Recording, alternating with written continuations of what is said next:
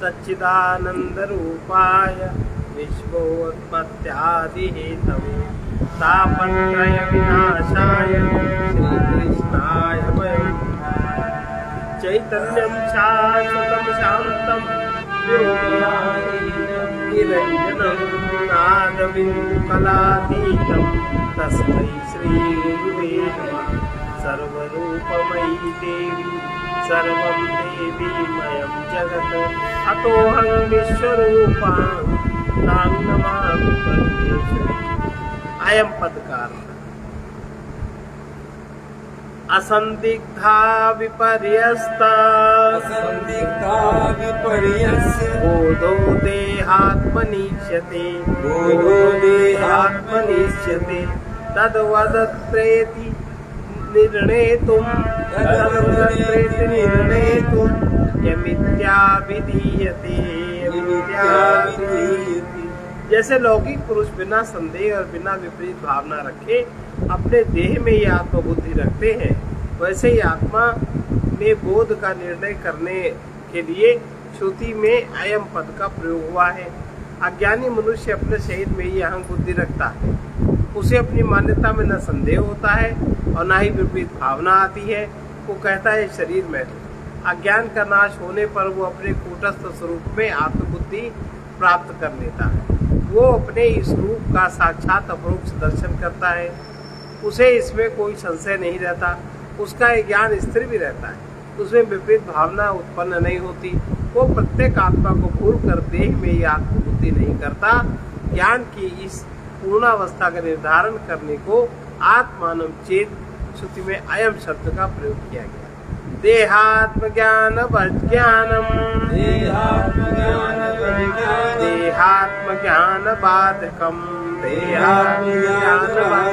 आत्मन्येव भवेद्यस्य सनेच्छन्नपि मुच्यते। देह में आत्मज्ञान के समान यदि देहात्म ज्ञान का बाधक प्रत्यय आत्मा का ज्ञान हो तो वो इच्छा न रहने पर भी मुक्त हो जाता है। यह श्लोक भी शंकराचार्य प्रणीत उपदेश शास्त्री के 4-5 नामक ग्रंथ से उद्धृत किया गया है। अज्ञानी मनुष्य अपने शरीर में आत्मबुद्धि रखकर कहता है मैं मनुष्य हूँ। उसे अपनी इस धारणा में कोई शंका नहीं होती। यदि किसी व्यक्ति को ऐसा ही दृढ़ आत्मज्ञान अपने कूटस्थ आत्मा में हो तो कहेगा मैं चिदात्मा हूँ, मैं असंग हूँ आदि। यह ज्ञान उसके देहात्म बुद्धि का बात कर देगा, क्योंकि शरीर और कूटस्थ में एक समान एक साथ आत्मभाव नहीं रह सकता। दृढ़ आत्मज्ञान उत्पन्न होने पर पुरुष अवश्य मुक्त हो जाता है। वो मुक्त होने की इच्छा न रखे तो भी मुक्ति का अनुभव करता है। आत्मज्ञान से मुक्ति प्राप्त होना स्वाभाविक है। अयमित्य परोक्षत्वम् उच्यते चेतदुच्यताम् स्वयं प्रकाश चैतन्यम् अपरोक्षं सदा यतः शंका कर रहे हैं कि अयम शब्द तो अपरोक्षता का बाधक है। आचार्य उत्तर दे रहे हैं कि स्वयं प्रकाश स्वरूप चैतन्य सदा ही अपरोक्ष है। ये कभी अपरोक्ष होगा ऐसा नहीं होता, इसलिए वो अपरोक्षता का वाचक उचित है। श्रुति में प्रयुक्त अयम शब्द के विषय में पूर्व पक्षी शंका करता है। जैसे निकट रखी प्रत्यक्ष वस्तु के लिए इदम शब्द का प्रयोग किया जाता है, उसी प्रकार आत्मा के लिए अयम शब्द का प्रयोग करने से उसकी अपरोक्षता सूचित होती है। किंतु आत्मा अपरोक्ष कैसे है? इसके उत्तर में आचार्य जी कहते हैं कि अपना आत्मस्वरूप सदा ही अपरोक्ष है, इसमें कोई आश्चर्य नहीं है। आत्मा स्वयं प्रकाशन स्वरूप चेतन तत्व है, वो अपने लिए नित्य अपरोक्ष है, इसलिए हम आत्मा की अपरोक्षता स्वीकार करते हैं। इसके लिए जीव की 7 अवस्थाएं बता रहे हैं। परोक्षम अपरोक्षम च ज्ञानमज्ञानमित्यदा नित्या परोक्ष रूपेऽपि द्वयं स्यात् दशमे यथा यद्यपि आत्मा नित्य परोक्ष रूप है तो भी उसमें परोक्ष और अपरोक्ष तथा ज्ञान और अज्ञान का आरोप उसी प्रकार होता है जैसे 10वें पुरुष में। नव संख्यात ज्ञानो दशमो विभ्रमात् तदा न वेत्ति दशमोऽस्मीति वीक्ष्यमाणोऽपि तान्नव। यदि हम यह स्वीकार कर लेते हैं कि स्वयं प्रकाश रूप आत्मा सदा परोक्ष रूप से उपलब्ध है तो उसके ज्ञान अज्ञान का उसके परोक्ष अपरोक्ष होने का प्रश्न ही नहीं उठता। एक आत्मा में परस्पर विरुद्ध दो धर्म नहीं रह सकते। फिर भी हम आत्मा के ज्ञान और अज्ञान का विचार करते हैं। उसका ज्ञान भी परोक्ष और अपरोक्ष दो प्रकार का मानते हैं। वस्तुतः ज्ञान अज्ञान परोक्षता अपरोक्षता जीव के धर्म है, आत्मा के नहीं। इसे 10वें पुरुष के नष्ट हो जाने की कथा का दृष्टांत देकर यह स्पष्ट किया जाता है। उसका उल्लेख अगले श्लोकों में करते हैं। 9 पुरुषों को गिनकर अपराध ज्ञान वाला पुरुष भ्रम से अपने को नहीं गिनता। वो 9 पुरुषों को देखते हुए या नहीं कहता कि मैं 10वां।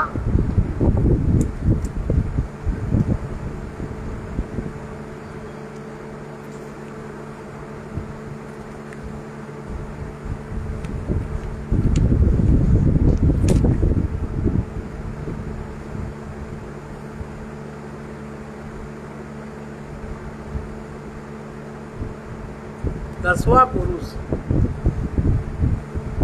न भाति नास्ति दशमिति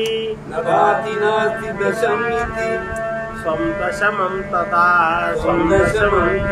मत्वा वक्ति तदज्ञान गतमावरणं विदुः। 10वां पुरुष स्वयं होते हुए भी ये कहता है न भाति नास्ति दशमा, कि 10वां पुरुष दिखाई नहीं देता ना ही वो है। इसे विद्वान पुरुष अज्ञान का आवरण कहते हैं। जीव अपने व्यक्तित्व में शरीर प्राण मन बुद्धि आदि को की गणना तो करता है किंतु अपने साक्षी आत्मस्वरूप की ओर नहीं देखता। वो केवल दृष्टा है, दृश्य नहीं है। इसलिए जीव कहता है न आत्मा है और न दिखाई देता है। यदि आत्मा होता तो वो दिखाई देता। जीव की इस अवस्था में अज्ञान ने उसके आत्मस्वरूप को ढक दिया है। इसलिए विद्वान लोग इसे आवरण कहते हैं। नद्यां ममार दशमा इति सोचन प्ररोदिति अज्ञानकृत विक्षेपम रोदनादिं विदुर्बुधा। 10वां नदी में डूबकर मर गया ऐसा सोचकर वो 10वां पुरुष रोता है। इस रुदन आदि को विद्वान पुरुष अज्ञानकृत विक्षेप मानते। रोने की क्रिया को अज्ञान से आवरण उत्पन्न हुआ। अब यह अज्ञानकृत विक्षेप है। अज्ञान का आवरण करने पर जीव अपने आत्मस्वरूप को नहीं जान पाता। यद्यपि कूटस्थ असंग नित्य मुक्त आनंद स्वरूप है किंतु इसका अनुभव न होने के कारण वो अपने को विकारी अभावग्रस्त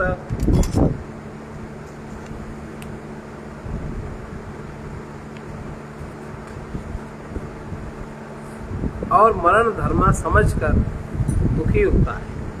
वो अनेक भय चिंताओं से ग्रसित रहता है। यह जीव की विक्षेप दशा है। न मृतो दशमोऽस्तीति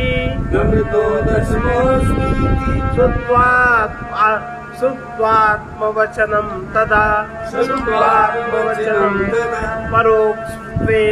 परोक्षत्वेन दशमम् वेत्ति स्वर्गादिलोकवत् वेत्ति स्वर्गादिलोक। 10वां मरा नहीं, वो जीवित है। ऐसा आत्मवचन सुनकर उसे 10वें पुरुष का परोक्ष ज्ञान हो जाता है। जैसे स्वर्ग आदि लोकों का परोक्ष ज्ञान होता है। स्वर्ग आदि का ज्ञान भी तो सुनकर हम मान लेते हैं। ऐसे जो वो सज्जन पुरुष आए उन्होंने सबके सिर पे छड़ी रख के 1 2 3 4 5 6 7 8 9 10 कहा ये रहा 10वां। तो उसकी बात सुनकर उन्होंने मान लिया। त्वमेव दशमोऽसीति गणयित्वा प्रदर्शितः अपरोक्षतया ज्ञात्वा दृश्यतेव नरोदिति। तुम ही 10वें पुरुष हो। इस प्रकार पुरुष आपको पुरुष ने गिना और गिन कर दिखा देने से वे अपरोक्ष रूप में जान गए, उनको अनुभव हो गया। फिर वे रोना बंद कर प्रसन्न हो जाते हैं, हर्षित हो जाते हैं। इस प्रकार अज्ञान आवृत्ति विक्षेप त्रिविध ज्ञान तृप्तया शोकापगमयितेते योजनीयाश्चिदात्मनि। अज्ञान आवरण विक्षेप परोक्ष और अपरोक्ष 2 प्रकार का ज्ञान, शोक निवृत्ति और तृप्ति, इन 7 अवस्थाओं की योजना चिदात्मा में भी कर लेनी चाहिए। 10वें पुरुष की 7 अवस्थाओं की भांति चिदात्मा की भी 7 अवस्थाएं हैं। प्रथम 4 अवस्थाओं में वो अपने को जीव समझता है और शेष 3 अवस्थाओं में वो अपने को चिदात्मा पाता है। अगले श्लोकों में इन 7 अवस्थाओं का स्पष्ट वर्णन करते हैं। संसारासक्त चित्तः संचिदाभासः कदाचन स्वयं प्रकाशकूटस्थं स्वतत्वं नैव वेद्ययम्। चिदाभास संसार में आसक्त चित्त होने के कारण, चिदाभास इस संसार में आसक्त चित्त होता है। जीव ने जो अपना बनाया हुआ संसार है उसमें चिदाभास ही आसक्त होता है, चैतन्य आसक्त नहीं होता, आत्मा आसक्त नहीं होता। चिदाभास संसार में आसक्त चित्त होने के कारण स्वयं प्रकाश स्वरूप कूटस्थ आत्म तत्व को नहीं जानता। चिदाभास जीव, उसकी प्रथम अवस्था अज्ञान है। इस अवस्था में वो अपने ही रचे हुए मैं मेरे के संसार में आसक्त रहता है, दूसरे में आसक्त नहीं होता। मैं और मेरे में ही वो आसक्त रहता है और स्वयं अपने प्रकाश स्वरूप, जिससे चिदाभास प्रकाशित है, इससे सब कुछ प्रकाशित है, और वो स्वयं अपने प्रकाश स्वरूप कूटस्थ आत्म तत्व को नहीं जानता। 10वें पुरुष की भांति यद्यपि वह कूटस्थ आत्मा है और अपने आप प्रकाशित भी हो रहा है, फिर भी वो अपनी ओर ध्यान नहीं देता, उसका ध्यान संसार में ही अटका रहता है। ये जीव की पहली अवस्था है अज्ञान। न भाति नास्ति कूटस्थ इति वक्ति प्रसंगतः कर्ता भोक्ता अहमस्मीति विक्षेपं प्रतिपद्यते। प्रसंग आने पर वो कहता है, चिदाभास जीव कहता है कि कूटस्थ न भाषित होता है और ना ही वो है। हमें वो दिखाई नहीं देता, जैसे में अन्य पदार्थ दिखाई देते हैं, और जो दिखाई नहीं देता वो होता भी नहीं है। तो मैं ही करता भोगता हूँ, मैं ही करता हूँ और मैं ही फिर उसके परिणाम को, फल को भोगता हूँ। इस प्रकार ये जीव विक्षेप को प्राप्त होता है। ये जीव की विक्षेप दशा, कर्ता भोक्ता मानना, ये उसकी विक्षेप स्थिति। अब विक्षेप लौकिक व्यवहार में विक्षेप किसको कहते हैं? पागल, विक्षिप्त, पागलपन की अवस्था है। इस श्लोक में जीव की 2 अवस्थाओं का वर्णन है। आवरण का, प्रथम तो अज्ञान अवस्था हो गई, अब इसमें आवरण और विक्षेप। अब आवरण क्या है? उससे कोई पूछता है, क्या तुम अपने कूटस्थ आत्मा को जानते हो? क्या तुम अपने को जानते हो? तो कहता है अरे, ऐसा प्रसंग आने पर वो कहता है अरे कूटस्थ आत्मा कहाँ है? क्योंकि हमें भाषित नहीं होता, भाषित नहीं होता इसलिए है नहीं, और होता तो भाषित होता। ये ये उसकी आवरण स्थिति है। इससे ज्ञात होता है कि उसका आत्मस्वरूप आवृत है, वो है नहीं क्योंकि दिखाई नहीं देता। जैसे लोग कहते हैं कि मरने के बाद कुछ होता ही नहीं है, क्योंकि वो लोगों को दिखाई नहीं देता। भूत प्रेत भी नहीं है, दिखाई नहीं देते, हम नहीं मानते। इससे क्या, ये तो ऐसे सब कहते रहते हैं, पंडितों की बातें, लेकिन ऐसा कुछ है तो नहीं, है तो सब। तो इसमें दो आवरण और विक्षेप, दो स्थितियां प्रदर्शित की गई हैं। यदि कोई व्यक्ति उससे पूछता है क्या तुम अपने कूटस्थ आत्मा को जानते हो, तो ऐसा प्रसंग आने पर वो कहता है कूटस्थ आत्मा न भाषित होता है और न है। इससे ज्ञात होता है कि उसका आत्मस्वरूप आवृत है, यद्यपि शुद्ध आत्मा ही है, किंतु उस पर अज्ञान का आवरण चढ़ा। अज्ञान आवरण, अज्ञान फैल गया, मतलब अज्ञान माने एक तो जानना नहीं और दूसरे वो नहीं जानना सब जगह फैल गया, अज्ञान का आवरण पड़ गया। जब वो कहता है क्योंकि मैं तो करता हूँ, मैं ही भोगता हूँ, मैं जैसा करता हूँ वैसा मैं भोगता हूँ, जो मैं करूँगा वही तो मेरे सामने आएगा, तो ये विक्षेप की स्थिति कहलाती है। उसका अपना अहंकार इतना ज्यादा बड़ा है, अहंकार, कि मैं जो करूँगा वही हमको होगा। तो तुम उनसे पूछा जाए तुम अपने शरीर में क्या काम करते हो? शरीर में खून बनने तक, सातों धातुएं बनने तक क्या काम तुम करते हो?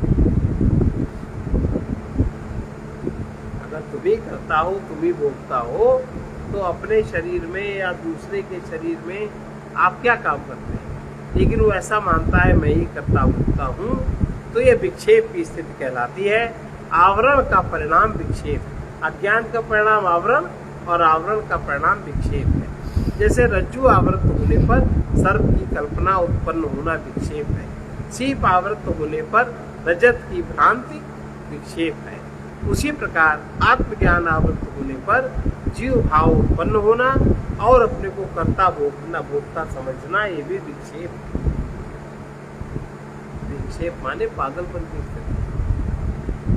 अब वो आदमी कब क्या, पागल आदमी कब क्या कहाँ कैसे कर ले, तो वैसे ही जीव भी तो कब क्या कहाँ कैसे करते हैं, तो ठीक ठिकाना होता है, कोई भरोसा नहीं। आत्मज्ञान आवृत होने पर जीवा उत्पन्न होना, अपने को कर्ता भोक्ता समझना विक्षेप है। इस अवस्था में वो अपने को स्थूल और सूक्ष्म शरीरधारी समझता है।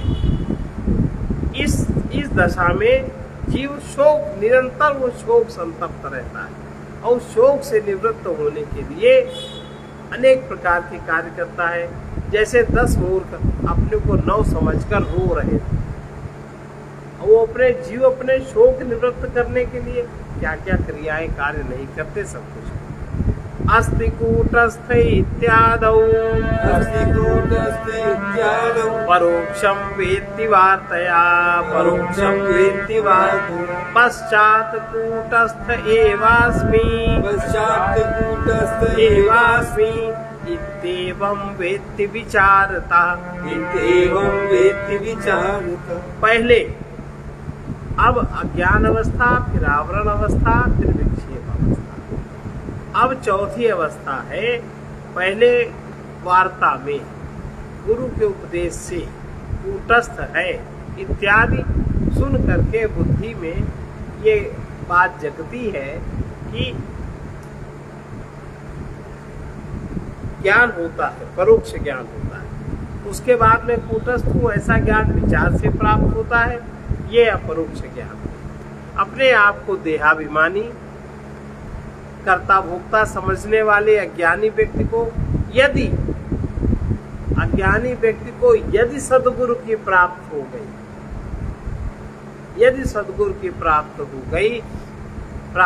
गई, तो उससे सर्वप्रथम परमात्मा का शाब्दिक ज्ञान प्राप्त होता है। वो केवल इतना जान पाता है कि परब्रह्म परमात्मा एक नित्य चेतन तत्व है और समस्त नाम रूपात्मक चराचर जगत उसकी माया का विस्तार है। जीव का ये तत्व ज्ञान परोक्ष ज्ञान कहलाता है। वो प्रत्यक्ष और अनुमान का विषय नहीं है, इसलिए परोक्ष है। इसके उपरांत उसके मन में उस तत्व के दर्शन की जिज्ञासा होती है। गुरु उसे विचार करने का मार्ग बताता है। उसी मार्ग पर चलता हुआ वो नित्य नित्य विवेक, अवस्थात्रय विवेक, पंचकोश विवेक और दृष्टादृश्य विवेक से अपने आत्म तत्व को प्राप्त करता है। अब वो कह सकता है कि मैं स्वयं कूटस्थ आत्मा हूँ। इसे ही अपरोक्ष ज्ञान कहते हैं। तो अपरोक्ष ज्ञान की जागृति बहुत प्रयास से होती है। कर्ता भोक्ते ते कर्ता भोक्तेवमादि कर्ता भोक्ते देवमिति कर्ता भोक्ते तेवमादि कर्ता भोक्ते तेवमादि शोकजातं प्रमुच्यति कृतं कृत्यं प्रापणीयं प्राप्तमित्येव तुष्यति। अपरोक्ष ज्ञान होने पर वो शोक उत्पन्न करने वाले, जो शोक उत्पन्न जिससे होता है अहंकार, कर्ता भोक्ता बनता था और अहंकार अब कर्ता भोक्ता भाव को त्याग देता है, तो उसका शोक समाप्त हो जाता है। फिर जो कुछ करना था वो कर लिया और जो कुछ प्राप्त करना था वो प्राप्त कर लिया, ऐसा समझकर वो संतुष्ट हो जाता है। आत्मा का अपरोक्ष ज्ञान जब जागृत होता है तो जीव की ये छठी अवस्था शोक निवृत्ति और सातवीं अवस्था निरंकुश तृप्ति है। इस श्लोक में इन दोनों अवस्थाओं का स्वरूप निर्धारित किया गया है। अज्ञान आवरण के बाद विक्षेप उत्पन्न होने पर जीव में कर्ता भोक्ता भाव आ जाता है। वो अपनी कामनाओं की तृप्ति हेतु कर्म करता है और कर्म फल प्राप्त होने पर उसका भोगता है। ये जीव भोग के लिए ही कर्म करते हैं और कर्म करने के लिए ही पुनः भोग। जैसे कीड़े नदी के एक भंवर में से निकलकर दूसरे भंवर में शीघ्र पड़ जाते हैं, वैसे ही जीव एक जन्म से दूसरे जन्म को शीघ्र ही प्राप्त करता है, किंतु उससे वो निवृत्त नहीं होता। यह भव चक्र है, यही भव बंधन है, यही दुखदायी है। आत्मा का अपरोक्ष ज्ञान प्राप्त होने पर सबसे पहले जब उसको आत्मबोध जागृत होता है तो सबसे पहले उसका कर्ता भोक्ता का भव चक्र निवृत्त हो जाता है। कर्ता भोक्ता वो नहीं, तो जो भव चक्र है उससे वो निवृत्त हो जाता है और उसी के साथ उसका शोक भी समाप्त। कर्ता अहंकार कर्ता बनता है, भोक्ता बनता है, यही तो शोक है। जब हम कर्ता नहीं बने तो भोक्ता भी नहीं बने, तो शोक उसका समाप्त हो जाता है। दूसरी ओर आत्मा का ज्ञान पूर्णता और परमानंद का अनुभव कराता है। इसलिए ऐसा अनुभव होता है कि जो कुछ करना था कर दिया, अब कुछ करना शेष नहीं रहा। ये कर्ता भाव के समाप्त होने का लक्षण। अब कुछ करना हमें शेष नहीं रहा, ऐसा ज्ञान जागृत हो, माने अहंकार को अब करने में रुचि नहीं। यह कर्ता भाव के समाप्त होने का लक्षण है।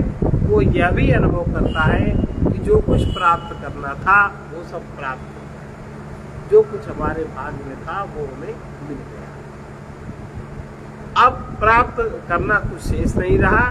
ये भोक्ता भाव की समाप्ति है, यही निरंकुश तृप्ति। कर्ता भाव की समाप्ति का लक्षण क्या है कि जो कुछ करना था सो कर लिया, अब कुछ करना शेष नहीं रहा। और भोक्ता भाव की समाप्ति का लक्षण है जो कुछ हमें प्राप्त करना था कुछ भी शेष नहीं रहा।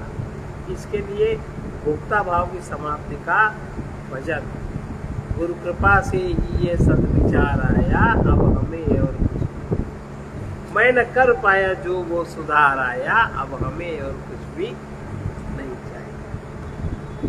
अज्ञानमावृत्तिस्तद्वत् विक्षेपश्च परोक्षधि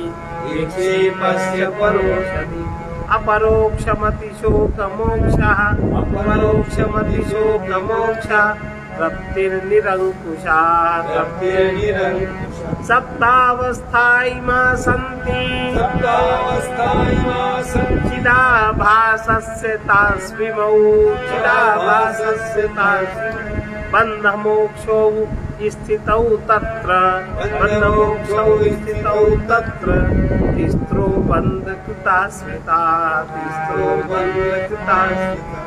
अज्ञान, आवरण, विक्षेप, परोक्ष ज्ञान, अपरोक्ष ज्ञान, शोक निवृत्ति, निरंकुश तृप्ति, ये 7 अवस्थाएं चिदाभास की हैं। इनमें वचन और मुक्ति की, इसमें बंधन और मुक्ति की स्थितियां हैं। उनमें पहली 3 अवस्थाएं तो बंधन करने वाली हैं और शेष 4 अवस्थाएं मुक्ति की। यहाँ आचार्य यह निर्धारित करते हैं कि अज्ञान आदि 7 अवस्थाएं चिदाभास अर्थात जीव की है। जीव ही बंधन में होता है अपने अज्ञान के कारण, इसलिए परमात्मा नहीं मानता। सबसे पहली उसकी अज्ञान अवस्था है अपने अज्ञान के कारण, और जीव ही बंधन से मुक्त होता है आत्मज्ञान के कारण। आत्मज्ञान के कारण ही उसका बंधन है और आत्मज्ञान से ही उसकी मुक्ति है। इसमें परमात्मा का कोई भी हाथ नहीं। ये सब चिदाभास अर्थात जीव की अवस्थाएं हैं। जागृतादि विमोक्षान्तः जागृतादि विमोक्षान्तः संसारो जीव कल्पितः संसारो जीव कल्पितः। इस श्लोक में भी बंधन और मुक्ति रूपी संसार को जीव कल्पित ही कहा गया है।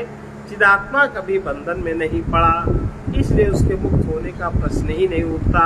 साथ में पहली 3 अवस्थाएं अज्ञान, आवरण और विक्षेप जीव की बंधनकारी अवस्थाएं हैं। शेष 4 परोक्ष ज्ञान, अपरोक्ष ज्ञान, शोक निवृत्ति, निरंकुश तृप्ति, ये मोक्ष की स्थितियां हैं। न जानामित्युदासीन व्यवहारस्य कारणम् व्यवहारस्य कारणम् विचार प्राग भावेन युक्तम ज्ञानमीरितम् मैं नहीं जानता, यही तो है, मैं नहीं जानता। इस उदासीन व्यवहार का कारण आत्म तत्व के विचार के पूर्व अभाव वाला जो कारण है उसे ही अज्ञान कहते हैं। अज्ञान किसे कहते हैं? मैं नहीं जानता या हमें कुछ भी पता नहीं, ये जो और हमें पता नहीं है, इसीलिए उदासीन व्यवहार कहो किसी से, ऐसा तुम क्यों करते हो? हमें कुछ पता होता नहीं है, हम जैसा देख रहे हैं वैसा कर रहे हैं। ये उदासीन व्यवहार का कारण आत्म तत्व के विचार के पहले आत्म तत्व का विचार नहीं किया।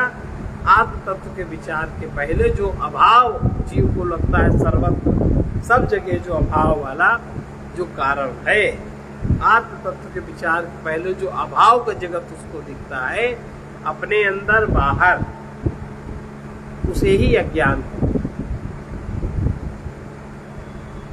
अज्ञान क्या है? ज्ञान ना होना अज्ञान है। ज्ञान किसका ना होना? ये अज्ञान एक मानसिक वृत्ति है। हरेक के मन में क्या अभाव ही तो है। अभाव को कैसे पूरा करें? बहुत धन चाहिए, धन से वस्तुएं मिलेंगी, वस्तुओं से सुख मिलेगा, हम भी किसी के बराबर हो जाएंगे ना। ये अभाव वृत्ति। अभाव एक मानसिक वृत्ति, अज्ञान एक मानसिक वृत्ति है। जब ये वृत्ति मन में उठती है तो क्या है? मैं नहीं जानता, तो इसे ये ज्ञान कहते हैं। ज्ञान का ना होना ज्ञान है। यह ज्ञान एक मानसिक वृत्ति है। जब ये वृत्ति मन में उठती है कि मैं नहीं जानता, तो इसे अज्ञान कहते हैं। अज्ञान किसी वस्तु का होता है, वो वस्तु लौकिक हो या पारमार्थिक हो। संसार की कोई वस्तु हो उसका भी अज्ञान होता है, और पारमार्थिक वस्तु है उसका भी अज्ञान होता है। और ये अध्यात्म विद्या का प्रसंग चल रहा है, इसलिए यहाँ अज्ञान का तात्पर्य आत्मा का ज्ञान या आत्म तत्व का अज्ञान से है। 10 पुरुषों के दृष्टांत में 10वें पुरुष के ना होने का ज्ञान था, और था वो 10वां। आत्म तत्व का विचार करने के पूर्व जब तक हम आत्म तत्व का विचार नहीं करते, तब तक आत्मा का ज्ञान प्रकट नहीं होता। जब तक विचार नहीं करेंगे तब तक आत्मज्ञान उदय नहीं होगा। इसलिए विचार के पूर्व ज्ञान के अभाव वाली वृत्ति अज्ञान है। विचार करने के पूर्व जो ज्ञान का अभाव है वो वृत्ति, ज्ञान का अभाव वाली वृत्ति अज्ञान है। विचार करने से ज्ञान उत्पन्न होता है और ज्ञान का प्रकाश अज्ञान को नष्ट करता है। अतः यद्यपि अज्ञान अनादि है किंतु विचार से उत्पन्न ज्ञान उसे तुरंत नष्ट कर देता है। आत्मज्ञान न होने तक उदासीन व्यवहार रहता है। उदासीन, वो जो भी करता है करने के बाद कहता हमें हमको क्या मतलब।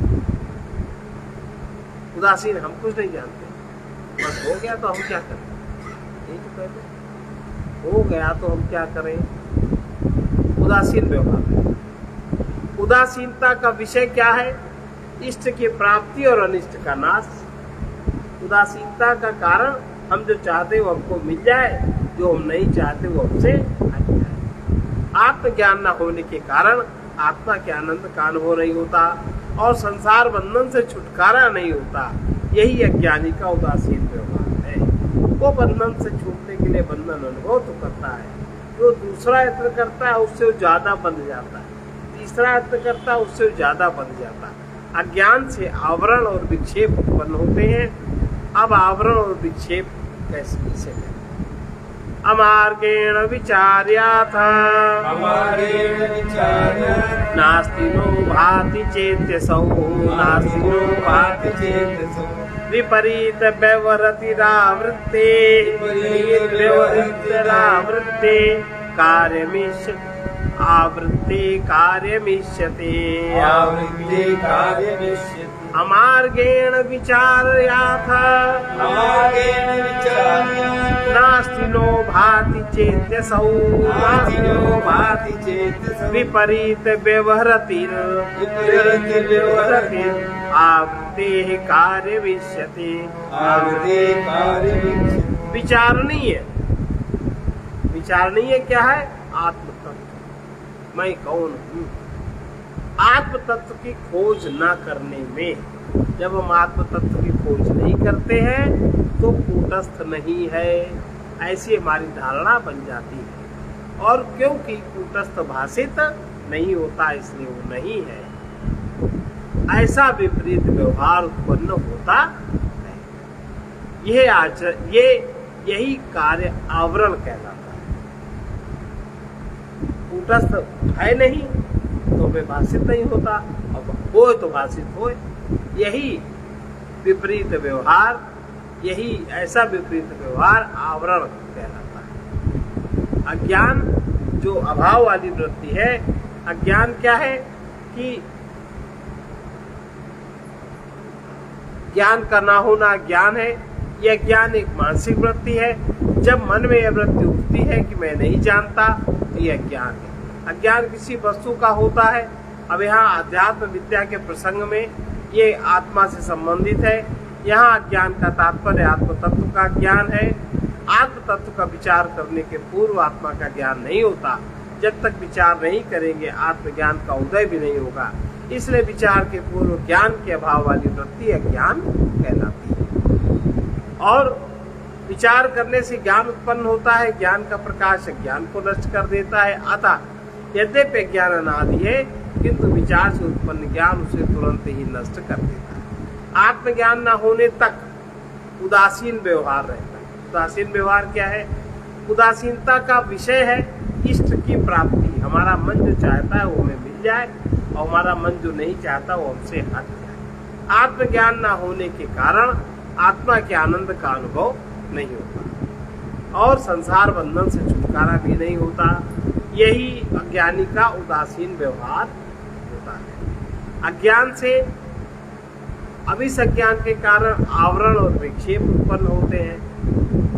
विचारणीय आत्म तत्व की खोज न करने से, जब खोज नहीं करते तो कूटस्थ नहीं है, क्योंकि वो हमें भाषित नहीं होता और भाषित नहीं होता इसलिए वो है नहीं। ऐसा विपरीत व्यवहार करते हुए यह आवरण का कार्य है। ये आवरण का अज्ञान से ही आत्मा का ज्ञान आवृत है। इस अज्ञान से ही आत्मा का ज्ञान आवृत है। अज्ञानेनावृतम ज्ञानम अज्ञानेनावृतं ज्ञानं तेन मुह्यन्ति जन्तवः। तेन मुह्यन्ति जन्तवः। अज्ञान के द्वारा ज्ञान ढका हुआ है, इसी से सभी प्राणी मोहित हो रहे हैं। गीता में ऐसा कहा, विचारहीनता के कारण अज्ञान उत्पन्न हुआ और उसी के कारण हमारा ज्ञान आवृत हुआ। शास्त्र के तात्पर्य की खोज न करने के कारण ये स्थिति आती है। मार्गेण का अर्थ है खोज। गीता में भगवान परम पद की खोज का आदेश देते हुए कहते हैं, ततः पदम तत्परिमार्गितव्यम् ततः पदं परिमार्गितव्यम् यस्मिन् गता न निवर्तन्ति भूयः। यस्मिन् गता न निवर्तन्ति भूयः। उसके बाद वैराग्य के बाद उस परम पद रूप आत्मा को भली भांति खोजना चाहिए, जिसमें गए हुए लोग फिर लौट कर संसार सागर में नहीं आते। गीता के 15वें अध्याय का 4वां श्लोक। आवरण की अवस्था में यही वृत्ति उत्पन्न होती है कि कूटस्थ नहीं है, क्योंकि कूटस्थ भाषित नहीं होता। ये मानसिक वृत्तियां आत्मज्ञान के आवृत होने का सूचक है। इस तरह की मानसिक वृत्तियों का उत्पन्न होना मतलब उनका आत्मा आवृत है। आवरण के में विपरीत व्यवहार उत्पन्न होता है। ज्ञानी व्यक्ति जैसा व्यवहार करता है, उसके विपरीत उसका व्यवहार होना स्वाभाविक है। वो विषयों की कामना में प्रवृत्त होकर कभी सुखी कभी दुखी होता है। रस्सी को सर्प समझने वाला व्यक्ति उसमें भयभीत होता है। भय का कारण न होने पर भी भयभीत होना विपरीत व्यवहार है। यही स्थिति उस व्यक्ति की होती है जो समझता है कि कूटस्थ नहीं है, क्योंकि वो भाषित नहीं होता। देह द्वय चिदाभास रूपो विक्षेप संसाराख्योस्य बंधकः। स्थूल और सूक्ष्म दोनों शरीर और चिदाभास, सूक्ष्म शरीर, स्थूल शरीर और चिदाभास, ये तीन चीजें विक्षेप कहलाती हैं। और उसका कार्य रूप कर्तव्य, कर्तृत्व, कर्तापन और भोक्तापन उसका कार्य है। ये संपूर्ण शोक समुदाय है। यही इसका संसार नामक बंधन। संसार का बंधन क्या है? सबसे पहले चिदाभास, फिर सूक्ष्म शरीर, फिर स्थूल शरीर, और फिर कर्तृत्व, कर्तापना और भोक्ता, अहंकार का कर्तापना, भोक्तापना। यही शोक समुदाय है। यही इसका संसार नामक बंधन है। आत्मज्ञान पर अज्ञान का आवरण होने से आत्म तत्व भाषित नहीं होता। उसके स्थान में हम स्थूल और सूक्ष्म दोनों शरीर तथा अंतःकरण में चिदाभास को ही अपना स्वरूप समझते हैं। यह जीव भाव, इसी को विक्षेप कहते हैं। उदाहरण के रूप में रस्सी का ज्ञान न होने पर हम उसे सर्प देखने लगते हैं। देहाभिमानी जीव अपने को अल्प समझता है और विषयों को प्राप्त कर सुखी होने की कामना करता है। कामना से प्रेरित कर्म करने में उसमें कर्ता भाव उत्पन्न होता है। कर्म करने से जो कुछ भोग्य पदार्थ प्राप्त होते हैं, उनमें मैं और मेरेपन का अभिमान, भोक्ता भाव आता है। यह जीव का स्वयं का रचा हुआ संसार है। यह संसार ही अखिल शोक समुदाय है और बंधन का कारण है। जीव अपने संसार बंधन में पड़ा जन्म मृत्यु की यात्रा करता रहता। अज्ञानमावृत्तिश्चैते विक्षेपात् प्राक् प्रसिद्ध्यता। विक्षेपात् प्राक् प्रसिद्ध्यता। यद्यप्यथाप्यवस्थेते विक्षेपस्यैव नात्मनः। यद्यपि ज्ञान और आवरण की अवस्थाएं विक्षेप से पहले होती हैं, ऐसा प्रसिद्ध है, तथापि वे दोनों भी विक्षेप माने जीव की ही अवस्थाएं हैं, आत्मा की अवस्थाएं नहीं। अज्ञान से निरंकुश तृप्ति तक की 7 अवस्थाएं हैं। आत्मा का ज्ञान, आवरण होने पर जीव भाव की उत्पत्ति होती है और जीव को संसार बंधन रहने तक शोक का अनुभव होता है। इस कारण ऐसा प्रतीत होता है जीव भाव उत्पन्न होने के पूर्व की दो अवस्थाएं अज्ञान और आवरण आत्मा की है, क्योंकि जीव भाव उत्पन्न होने के पूर्व आत्मा ही विद्यमान है। इस शंका के निवारण करते हुए आचार्य कहते हैं अज्ञान और आवरण की अवस्थाओं में यद्यपि जीव भाव नहीं था तो भी वे दोनों अवस्थाएं आत्मा की नहीं हो सकती, क्योंकि आत्मा तो असंग है, स्वयं प्रकाश स्वरूप है, नित्य मुक्त है।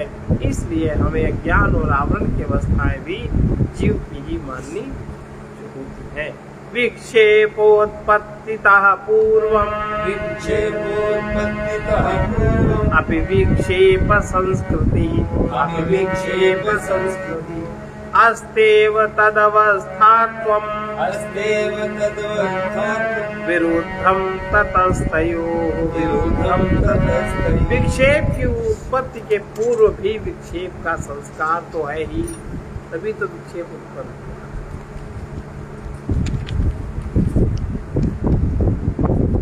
वे दोनों अज्ञान और आवरण चिदाभास की अवस्था मानने में कोई विक्षेप नहीं होता आता।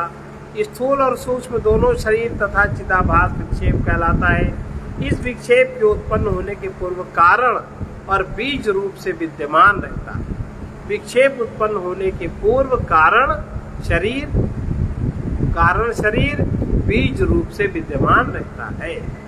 वो ईश्वर का अंश, कारण सहित विक्षेप नहीं। विक्षेप सूक्ष्म शरीर में अंतःकरण की वृत्तियों में प्रतिबिंबित चैतन्य है, वो जीव भाव। फिर से देखें, स्थूल और सूक्ष्म दोनों शरीर तथा चिदाभास विक्षेप कहलाता है। इस विक्षेप के उत्पन्न होने के पूर्व कारण शरीर बीज रूप से विद्यमान रहता है। वो ईश्वर का अंश है। त्रिगुणात्मक वासना ही उसका स्वरूप है। अविद्या और आवरण उसकी अवस्थाएं। त्रिगुणात्मक वासना उसका स्वरूप है, अविद्या और आवरण उसकी अवस्थाएं हैं। कारण शरीर सूक्ष्म शरीर बनकर कर्ता भोक्ता जीव बन जाता है। इसलिए अज्ञान और आवरण अवस्थाएं भी जीव की हैं, आत्मा की अवस्थाएं ये। अब शेष हम लोग कल सुनेंगे।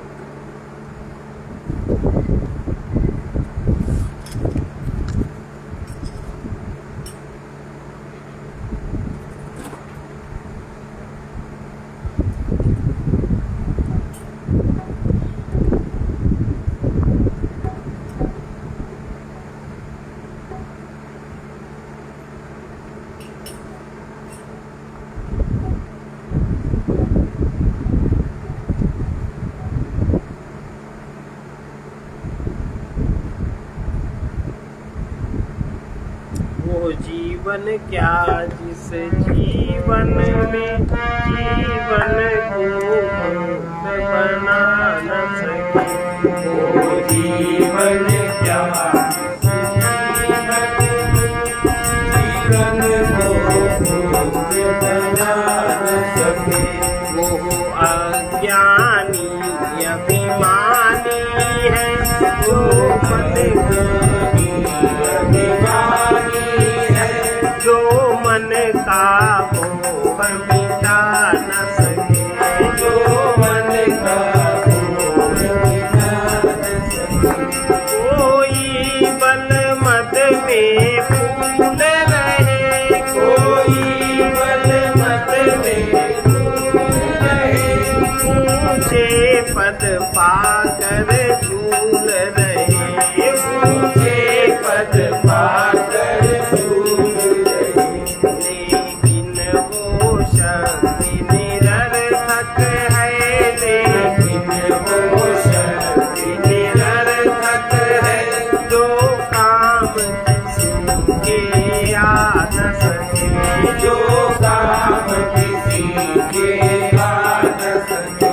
जो भ्रमवश भोगा संत बने, जो ब्रह्मवश होगा संत बने, जो अपने मन के भक्त बने, जो अपने मन के भक्त बने।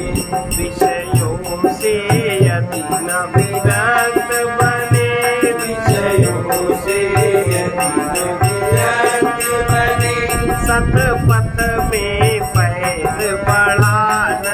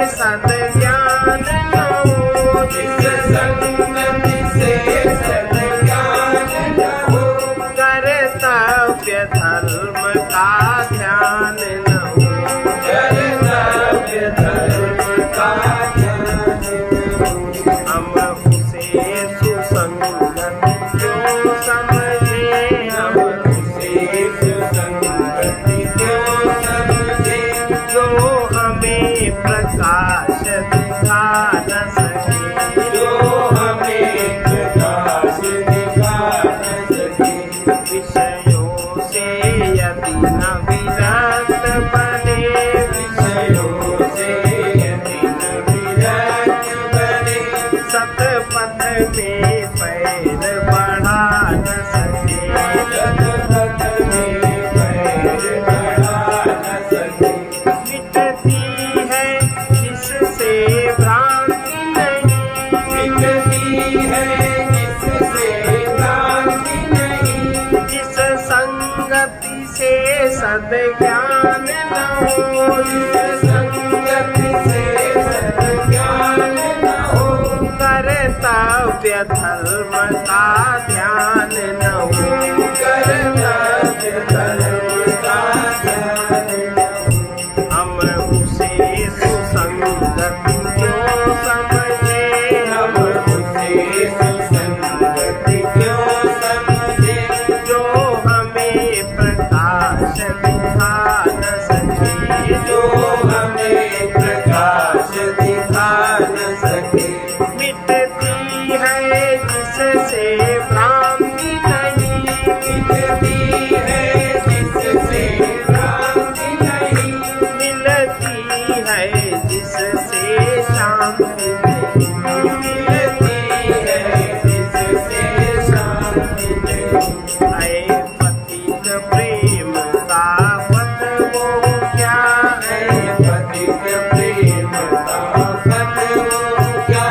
जो प्रियतम तक पहुँचा न सके, जो प्रियतम तक पहुँचा न सके।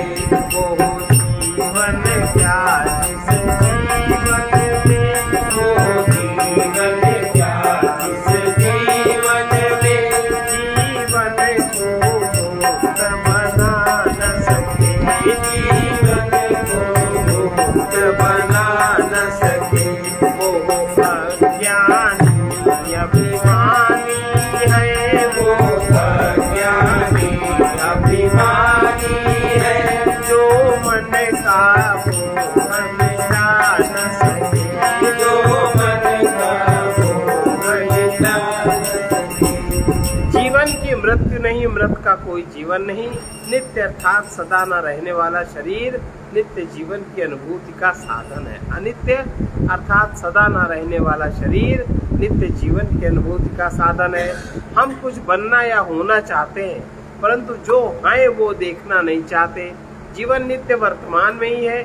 जिसे अपना कुछ नहीं दिखता वही मोह ममता से रहित हो सकता है। सर्वे भवन्तु सुखिनः, सर्वे सन्तु निरामयाः, सर्वे भद्राणि पश्यन्तु मा कश्चित् दुःखभाग्।